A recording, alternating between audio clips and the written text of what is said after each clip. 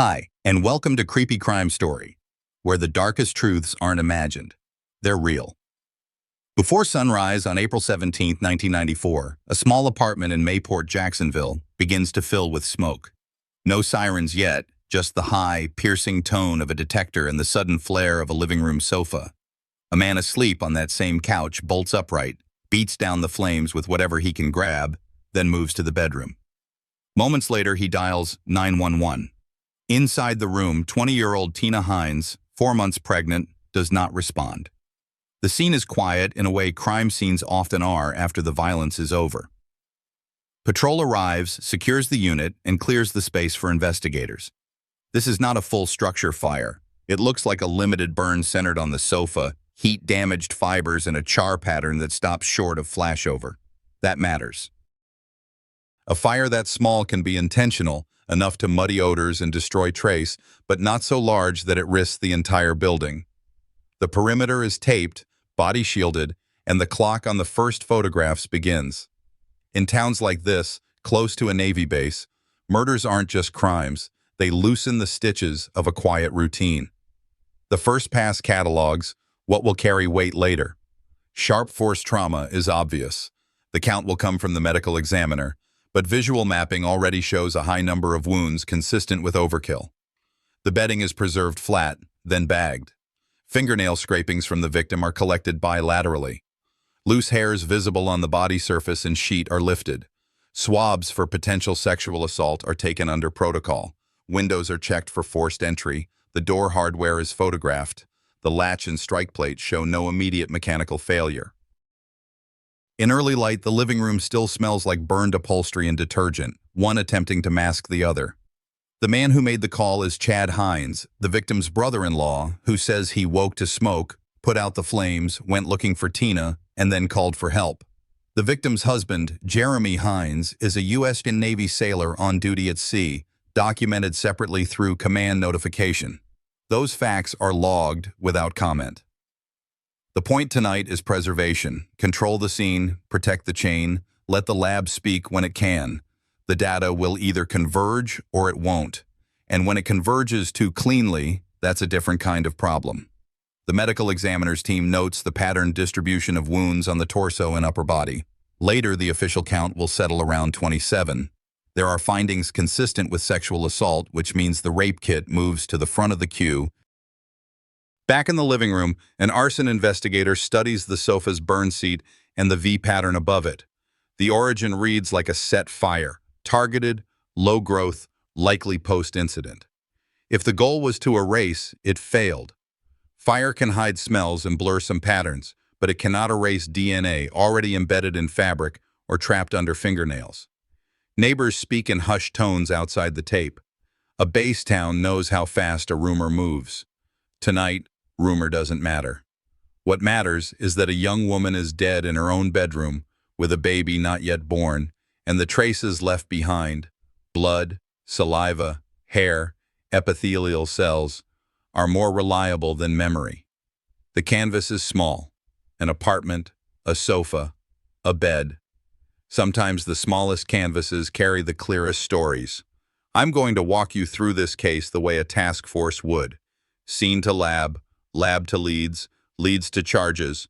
3 decades of stops and starts boiled down into steps that make sense. No guesswork, no theatrics. Just what we can prove when we can prove it. Tina Hines is introduced to the file in straightforward terms. 20 years old, approximately 4 months pregnant, recently relocated to Mayport, Jacksonville to be near Naval Station Mayport, where her husband Jeremy is assigned. She has no recorded history of violent disputes, no restraining orders, no known narcotics involvement. Friends and relatives describe a young woman focused on routine, work, prenatal appointments, calls home. Victimology matters because it narrows opportunity windows and tests the plausibility of forced entry or stranger-on-stranger scenarios. In towns around military bases, murders aren't just crimes. They loosen the stitches of a quiet routine. Investigators build a clock from the outside in. Dispatch records confirm the 911 call time and unit arrival.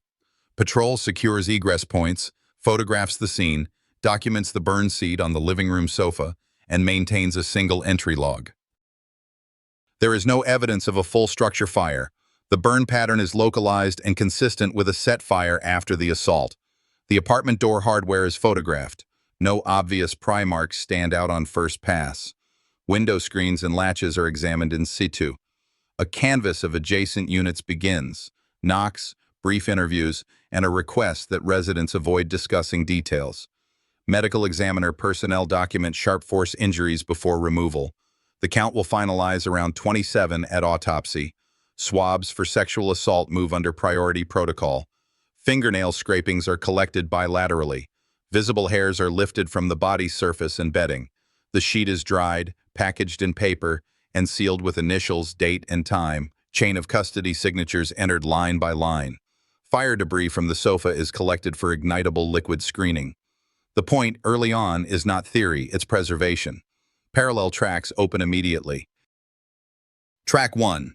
Confirm the spouse's location. Navy Command provides documentation reflecting Jeremy's duty status at sea, independent of family statements. Track 2. Interview the finder, Chad Hines. He explains waking to smoke, smothering flames on the sofa, finding Tina, and calling for help. His clothing is photographed, hands are examined, any visible injuries are noted. Statements are time-stamped and signed. The team schedules second-day follow-ups to test consistency. The data align too cleanly. Sometimes that was the problem. Victim background checks return lean, minimal criminal justice contact, no standing protective orders, no known high-risk relationships outside family and the base community. That shifts attention to routine contacts and anyone with legitimate access to the apartment. Investigators request lists, recent visitors, service calls, and social circles that overlap with the Navy community. Phone activity is pulled to the extent 1994 systems allow. It's basic, but it can still verify contact patterns and place broad time anchors. Scene technicians finish a second pass under better light. Latent print processing targets door frames, bedroom furniture, and the area around the bed. Results are triaged, prints suitable for comparison, prints of no value, and smudges noted but not usable. Bloodstain documentation avoids overreach. There's no need to read intention into patterns on day one. Photographs and sketch maps lock the geometry of the room, the position of the body, and the bedding. The arson specialist's preliminary note is precise. The sofa fire appears post-event, small and purposeful to obscure odor and destroy trace on contact surfaces. Limited heat growth means other evidence in the apartment likely survived. Fire can blur details. It does not rewrite the full record. That is important for the lab, especially when bedding and clothing are tested for biological material that flames did not reach. Detectives extend the canvas to the parking lot and stairwells. They note vehicles that do not match resident lists and ask about unusual visitors across the prior 24 hours. The request is simple. Call if you remember a sound, a face, or a license plate. Cases like this often break on ordinary observations made at the edge of the scene. Before the first day closes, the team locks 3 priorities. 1. Fast-track the sexual assault kit and fingernail scrapings. 2. Confirm or exclude forced entry with a more detailed tools and hardware exam. 3. Build a verified timeline around Tina's last known communications and planned activities. The human cost is evident, but the narration stays with evidence. A young woman is dead in her home. The question is who had access and when. In a base town, proximity is never an answer by itself. It's a starting point. If you were building this case with us, which timeline element would you chase first to create friction against any early assumptions? The locks and latches analysis, the lab rush on fingernails and bedding, or the independent verification of ship duty rosters. By midday, the case file shifts from scene control to people. Detectives split into pairs, one team handling interviews, one team building a verified clock. The approach is simple. Lock down where each relevant person was, when they were there, and who can confirm it. The priority is the finder, Chad Hines. His initial statement is recorded, then repeated in a second session to test detail stability. He describes waking to smoke, beating down flames on the living room sofa, going to the bedroom, and calling for help. The sequence is written out with times in his own hand. His clothing and hands are photographed. Any marks are noted. The apartment's shared hallways and stairwell are canvassed to see who saw him before first responders arrived. It's routine, not accusatory, but in the first 48 hours, routine is often how a theory begins. Parallel to that, a second pass on access control is underway. A property manager confirms how locks were issued, how many keys exist, and whether any maintenance requests were logged recently for Tina's unit. The deadbolt and latch are examined again under better light. No pry or spread marks jump out on the strike plate or face. A locksmith is brought in to identify subtle tool impressions. The question is narrow. Does the door tell us someone forced their way in, or did a person with access come and go without disturbance? The duty location of Jeremy Hines is confirmed to the case file through Navy channels. The documentation is logged as an independent record, separate from family statements. Detectives don't debate it, they file it. The next steps are about proximity. Anyone who legitimately spent time in the apartment or with Tina in the prior day. Friends and relatives list visitors, which days they stopped by and for how long. That creates a contact map for follow-up. The medical examiner delivers an early briefing. Manner of death is homicide. CODIS will read multiple sharp force injuries once the formal report is complete. There are findings that support a sexual assault protocol, and the kit remains in the lab queue. Time of death estimation remains cautious. Body temperature, lividity, and scene conditions can push ranges rather than pinpoint a minute. Detectives adjust the working timeline accordingly. Last confirmed live contact the previous evening. Discovery just after dawn. Back at the station, technicians begin triaging latent prints lifted from high-probability surfaces. Bedroom furniture, door frames, points of likely touch. Prints suitable for comparison are scanned and set aside for known print elimination. Household members and frequent visitors will be asked to provide exemplars. The aim is to reduce noise, not to jump to conclusions. A second team inventories items with potential biological trace that were not bagged at the scene, clothing in a hamper, towels, and the small items people handle without thinking. Limited budget or not, the evidence plan is prioritized. Sexual assault kit, fingernail scrapings, and bedding first. The rest in sequence as lab capacity allows. Detectives return to Chad for a structured re-interview. They ask him to walk through the apartment, to point and sequence each movement from waking to the call. Distances are measured.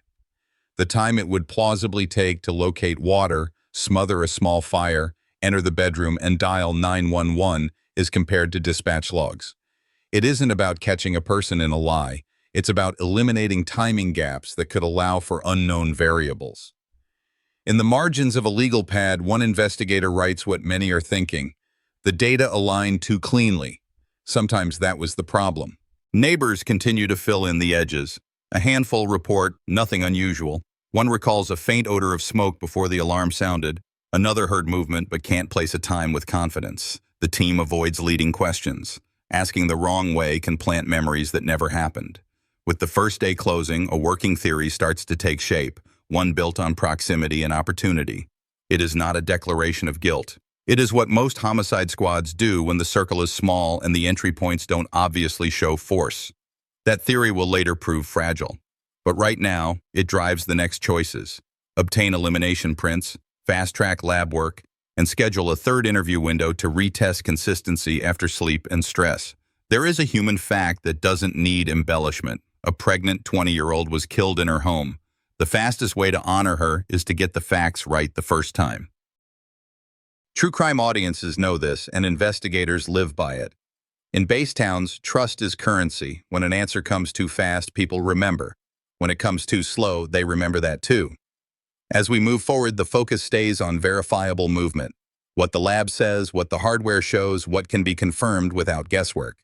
If you were ranking priorities today, which would you push to the front to pressure test the emerging theory? Elimination prints from every legitimate visitor, a hardware expert's final report on the locks, or the lab's first word on the fingernail scrapings?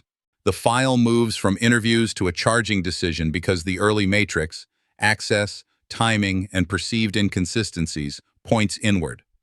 Prosecutors build a theory from what they can prove in a 1990s courtroom. Proximity, opportunity, and behavior under stress. It is a circumstantial case, but circumstantial cases are prosecuted every day when they meet the legal threshold. The team doesn't promise a motive. They promise a narrative that answers who had the chance and why the scene reads as staged after the attack. Grand jury presentation focuses on 4 pillars. First, documented movement. Who was present at the apartment complex, who had legitimate access, and who was last to interact with the victim before discovery. Second, the absence of obvious forced entry on a closer hardware inspection, hinges and strike plates photographed, a locksmith explaining tool mark expectations versus what was actually found. Third, post-incident behavior, the finder's sequence of actions and statements from the first contact with law enforcement through subsequent re-interviews. Small deviations under repeat questioning are highlighted to frame credibility. Fourth, the burn analysis, a limited, targeted ignition event that did not progress, described by a fire investigator as consistent with an attempt to alter or obscure trace. None of this is sensational. It's procedural scaffolding designed to carry a burden of proof. Once an indictment is returned, the adversarial process takes over. Pretrial motions try to fence the evidence. The defense seeks to restrict certain statements and asks for exclusion of opinions they argue are speculative. The state defends the admissibility of the fire analysis and the relevance of timing sequences pulled from dispatch and witness statements. Expert lists are exchanged. The court sets the schedule. Trial opens with the state's tightest version of the timeline. Jurors hear about the discovery, the immediate call for help, and the controlled processing that followed. Photographs are used sparingly but deliberately. The state's witnesses include the responding officers, the investigator who supervised evidence collection, the arson specialist, and the property representative who can speak to keys and access. The medical examiner explains cause of death using clear, clinical language. The focus stays on what can be shown: multiple sharp force injuries, indicators of a sexual assault protocol, and a room whose physical story was not erased by a small ignition event afterward. The defense's strategy is to create daylight between suspicion and proof.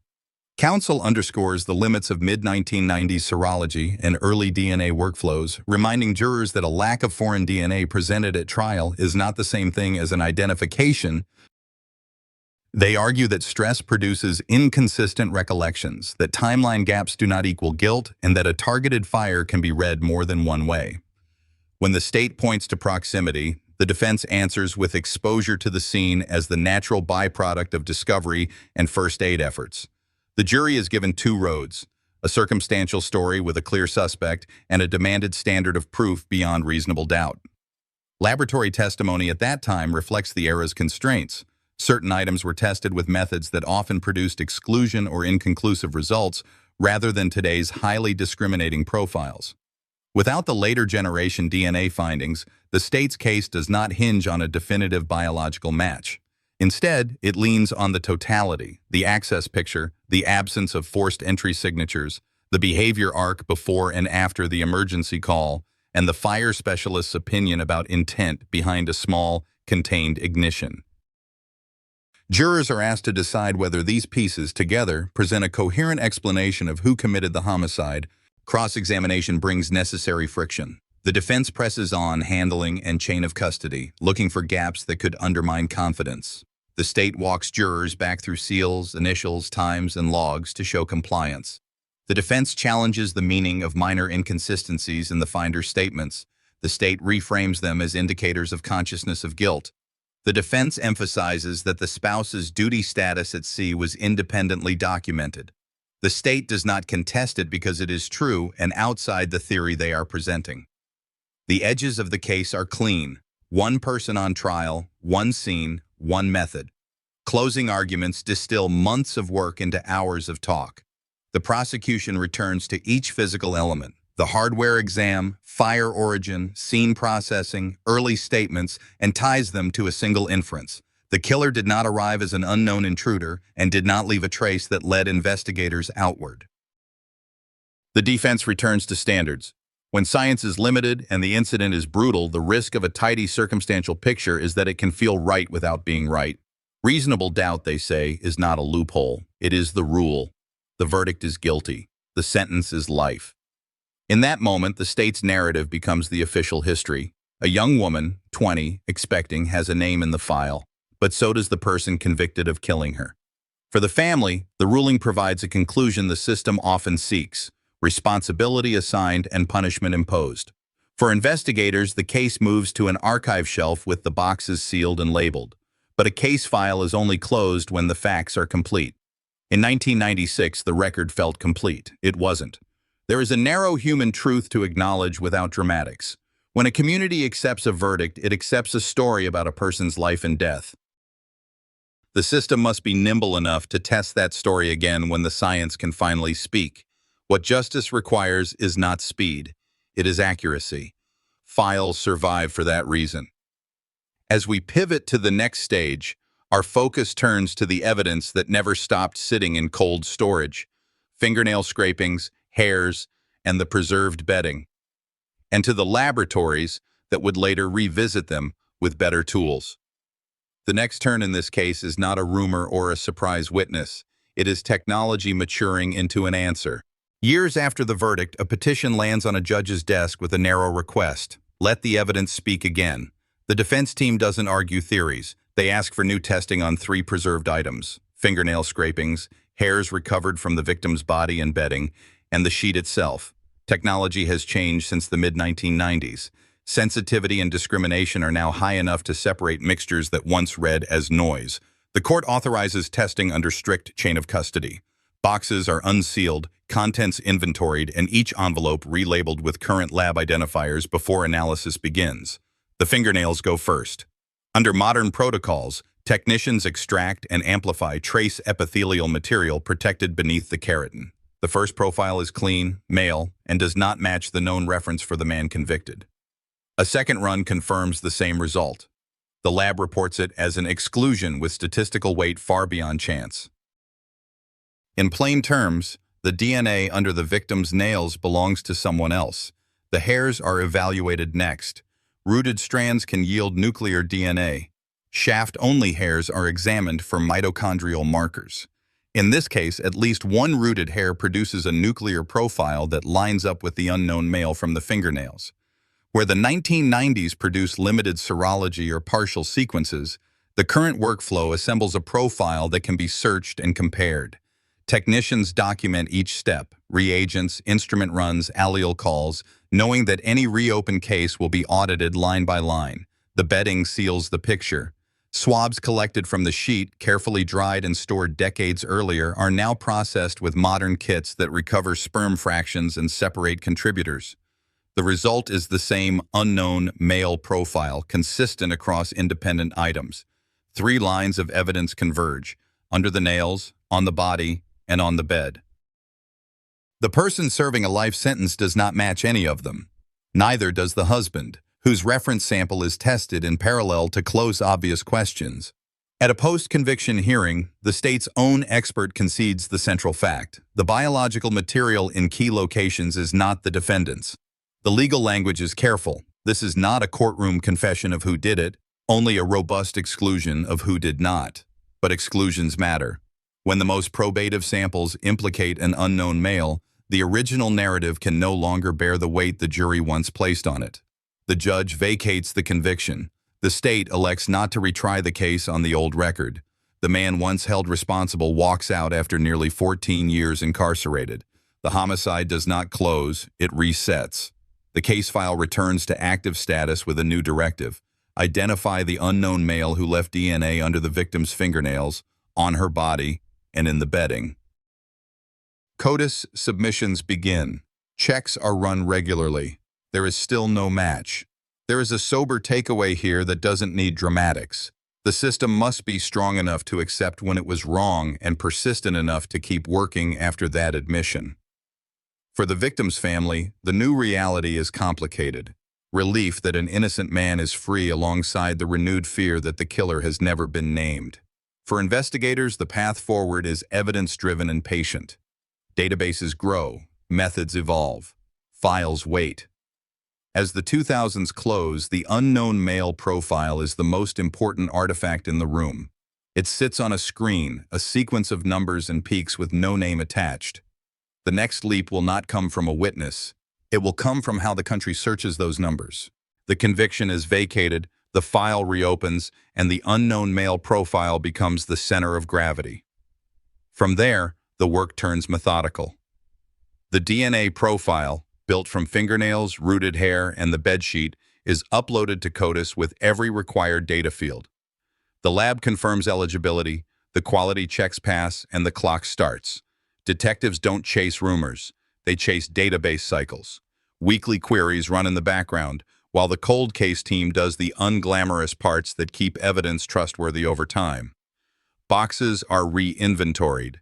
Seals are inspected and resealed when a package has aged out of its original materials. Paper envelopes that once held swabs are replaced with modern, breathable packaging. Every change is logged. Who touched what, when, and why, so that a future defense can't dismantle the case on chain of custody alone. If this case lives or dies on science, then every step around that science has to be flawless. Why no hit? CODIS is powerful, but bounded. It catches offenders whose DNA is lawfully in the system. Convicted persons, arrestees in some states, forensic unknowns from other crimes. It does not search the entire population. If the source never had a qualifying offense, or if their DNA was never collected under statute, the profile can sit for years without a match. That's not failure. It's the system behaving as designed. The team documents this reality for the family so they hear it from investigators, not from speculation online. While the database churns, elimination continues. Anyone with routine access to Tina Hines or the apartment, friends, visitors, maintenance personnel, can be asked to provide a voluntary reference sample. Some agree. Others decline, which is their right. Each response is noted. The purpose isn't to cast suspicion on people who say no. It's to narrow the field around the unknown male profile. When voluntary samples are given, the lab compares and either eliminates or flags for follow-up if there's a laboratory reason to recollect. Nothing in this period points inward to the wrongfully convicted man. His exclusion remains hard science. The cold case unit also rereads the physical record with fresh eyes. Hardware photos are re-examined by a second locksmith who wasn't part of the original review. The fire analysis is rechecked by a different specialist to ensure the origin call holds under new standards. Latent prints that were once no value are rescanned with improved imaging, in case an edge ridge can now be called. Most of the time, the answers don't change. Sometimes that's the point. The more stable the base facts, the stronger the case once the right name appears. Funding ebbs and flows. Grants help pay for additional testing and long-term storage upgrades. A single profile doesn't become a name without infrastructure. The freezer that doesn't fail, the logbook that's legible 10 years later, the evidence clerk who treats every seal like it matters. In homicide work, consistency is a strategy. Through these years, the team keeps contact with the family, limited but honest. They explain why no match this week is expected, not alarming. They do not promise dates. They do promise that the profile is active, that it is compared over and over as the database grows, and that any change, no matter how small, will be reported the moment it lands. A community can accept uncertainty if it trusts the process. Trust is built in routine. By the mid-2010s, a question starts to surface inside the unit. What happens when database coverage hits a ceiling? CODIS will keep growing, but not fast enough to guarantee a name.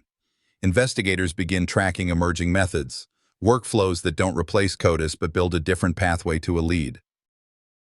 They gather policy guidance, legal opinions, and case studies from other jurisdictions. The goal is to be ready the day a new technique becomes authorized and appropriate for a case like this. Across a decade, the unknown profile never changes. The case around it gets quieter, more precise. The evidence is intact. The exclusions stand. The open space is a name.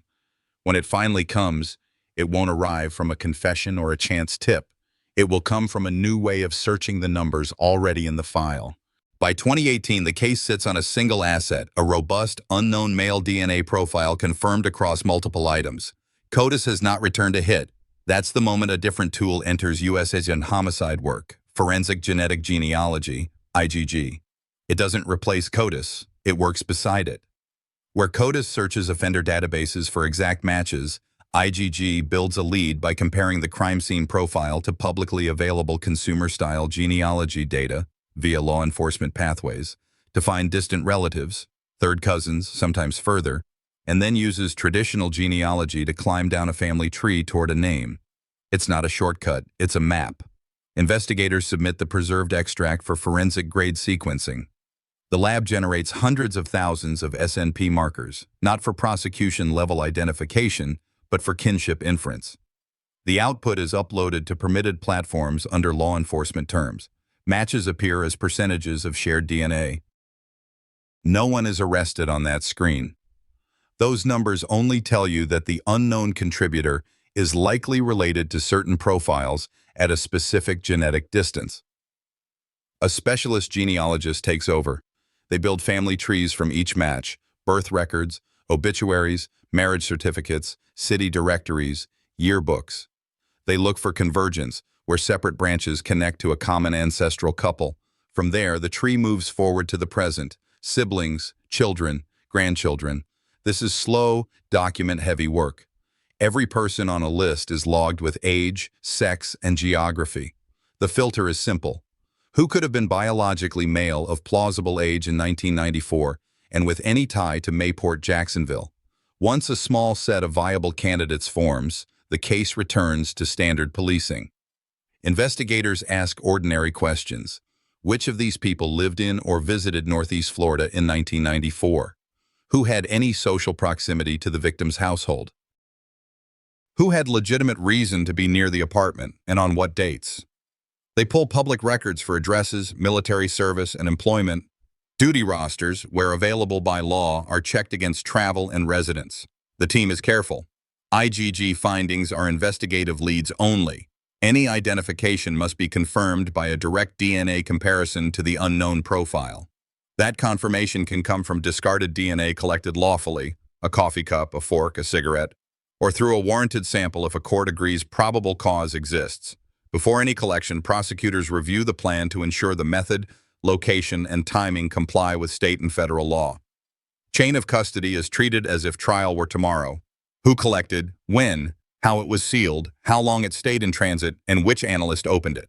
If a comparison shows non-match, the person is cleared and removed from the candidate list.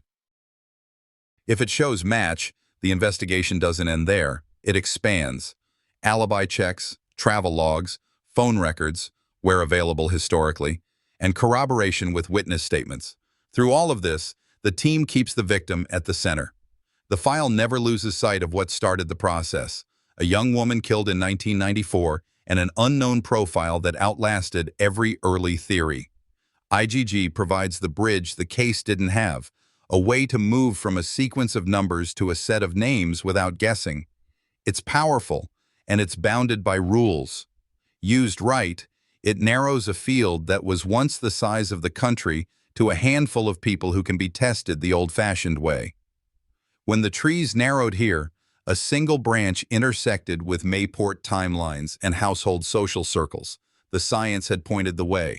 Traditional investigation would do the rest. For years, the case rested on a single fact. An unknown male left DNA under Tina Hines' fingernails on her body and on the bedsheet. CODIS couldn't name him. After 2018, forensic genetic genealogy offered another route. Lawful SNP sequencing produced distant relative matches.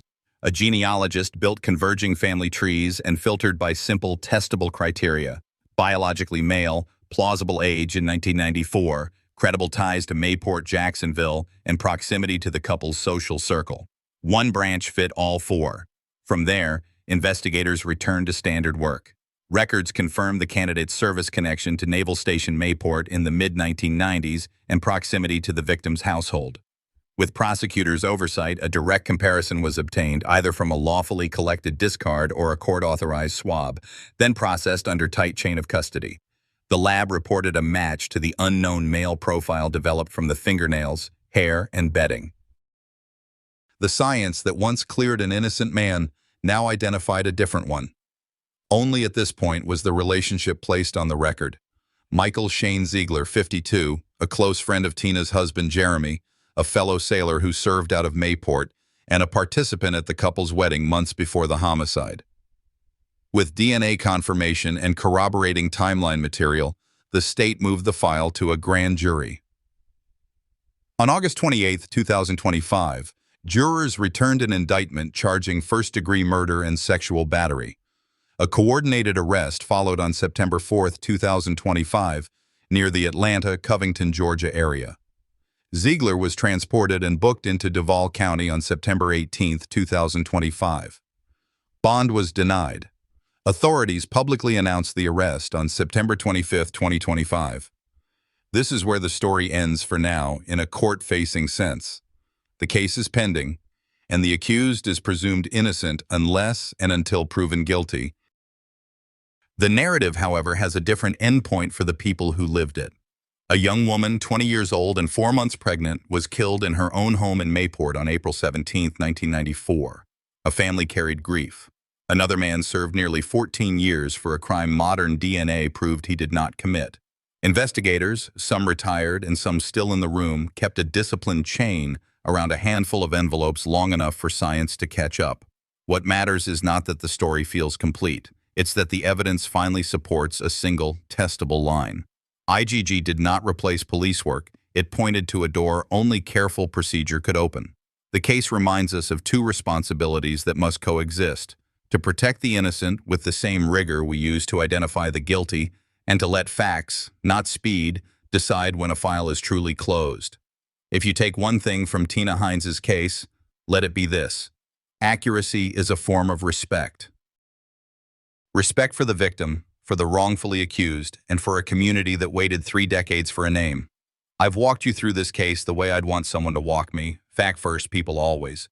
What I take from Tina's story is simple. Accuracy is respect, and justice demands patience. We owe the innocent clear eyes and the guilty a record that can stand. Did anything here change how you think about DNA, cold cases, or wrongful convictions? Tell me what part hit you hardest, and where you're watching from. If this resonated, subscribe to the channel so you don't miss the next case. If it didn't, say why. Your perspective makes this community sharper, kinder, and stronger.